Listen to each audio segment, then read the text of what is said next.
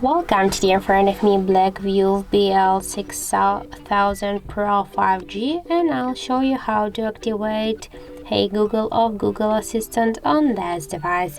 So let's launch the Google application, and after that tap on the right upper corner and go to the settings section.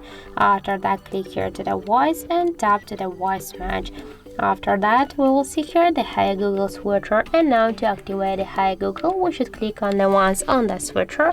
After that, tap here to next, read the description, tap to yes, I agree, and click to continue.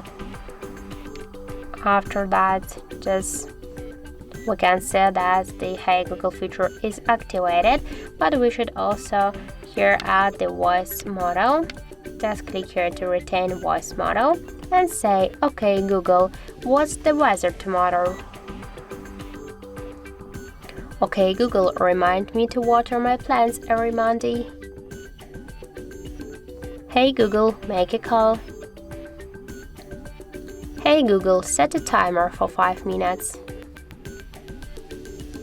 After that, just tap here to finish. And now one will say the Hey Google or Okay Google. We can see that this feature is activated successfully.